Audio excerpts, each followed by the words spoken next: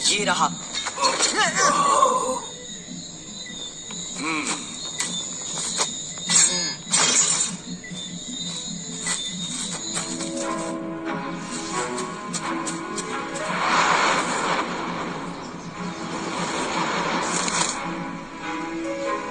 अरे अरे बेटा संभल कर।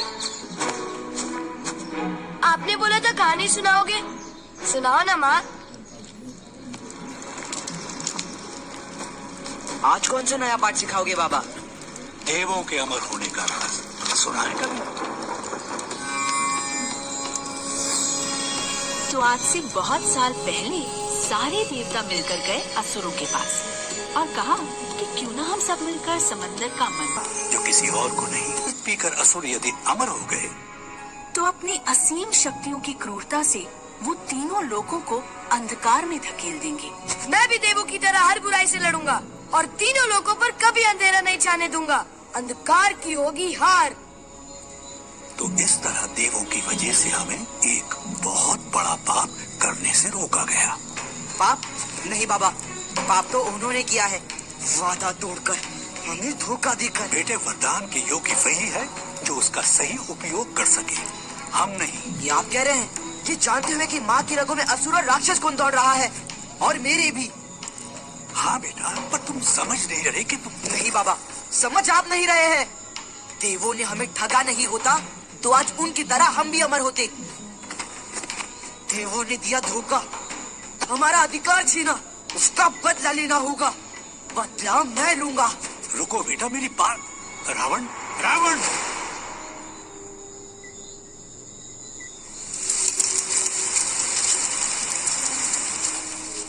अंजना, क्या बात है माँ? रुको इधर। माँ, माँ,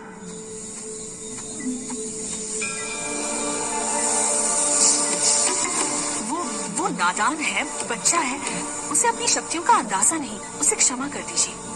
हे प्रभु।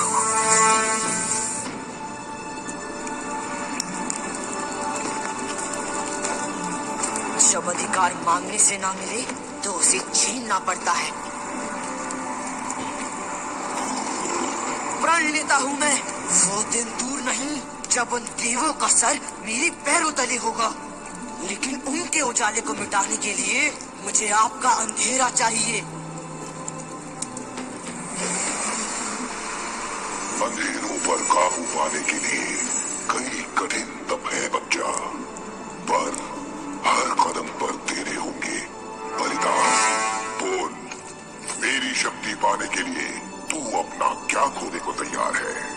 मेरा बदला छोड़कर सब कुछ। उसकी शक्तियां अब नियंत्रण में नहीं है अंजना।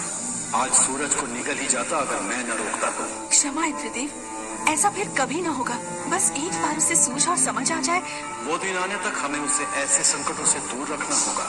इसलिए हम देवों का निर्णय है कि उचित समय आने तक उसकी शक्तियां उससे छीन ली जाए। प्रभु, उन शक्तियों बिना मेरा बेटा कुछ नहीं। नहीं अंजना, ब्रह्मांड की शक्तियों से महान उसमें एक शक्ति और है जो उससे कोई नहीं छीन सकता। उसकी पवित्रता जो पूरी तरह तभी पनप सकेगी जब उसे इन शक्तियों के घेरे से मुक्त किया जाएगा। और देवराज होने के नाते मैं उसे ये मुक्ति देने आया हूँ। छोड़ो मेरी माँ को। उसे कुछ किया तो तुम सबके सर फोड़ दूंगा। जानता हूँ, डरता हूँ, और इसलिए जो करना है करता हूँ। शक्ति से मुक्ति।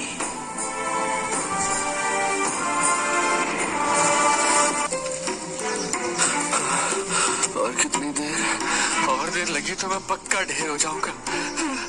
ये देखो, मेरी तो तुम में भी दम नहीं।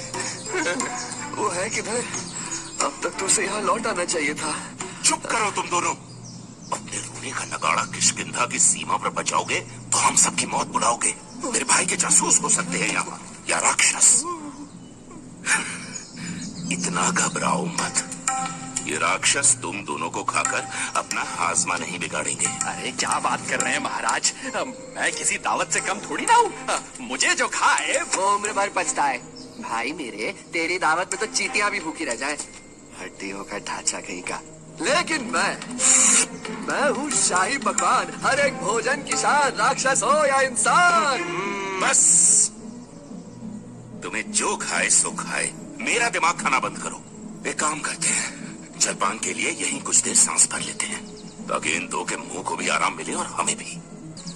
छांव हमेशा के लिए नहीं रहती सुग्रीव, जीवन की धूप का मजा लेना सीखो। इन दोनों की तरह बेगानी बारात में नाचते नमूने का, न किसी जिम्मेदारी का बोझ और न किसी लक्ष्य की खोज। मुझे राज्य नहीं चाहिए था जामवन, मुकुट का भार सर से ज्यादा आत्मा पर होता है। होना भी चाहिए।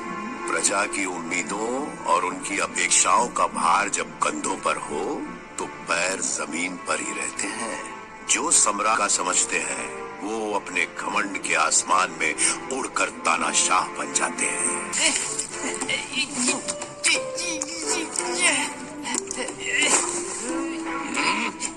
मत कर वरना दूंगा एक। क्या?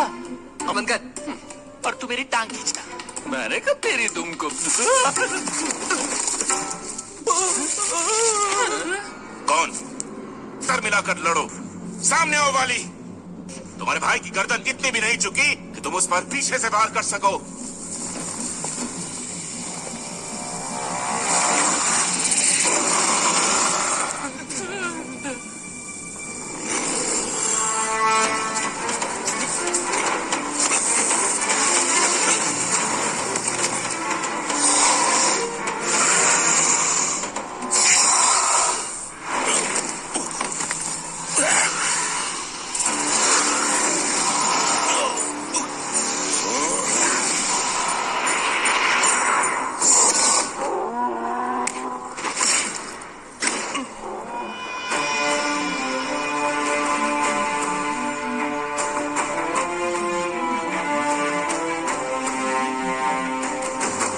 थोड़ी और देर से आते तो मुझे हाथ नहीं कंधा देना पड़ता।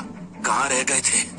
पहले आ जाता स्वामी तो सारा मजा मैं अकेले ही लूट लेता, आपके हिस्से कुछ ना आता। वाह, अगर ये मजा है तो घबराता हूँ सोच के कि सजा क्या होगी। क्या लगता है? यही कि खेल तो अब शुरू हुआ है। तो खत्म किए देते हैं। वैसे भी मेरे होते हुए महाराज आपके ऐसे तुच्चे रेंगते हुए केचुओं के मुंह या धूप लगना ठीक नहीं। वैसे मदद चाहिए तो मैं यही हूँ। मदद नहीं महाराज, बस आशीर्वाद चाहिए। विजयी भव।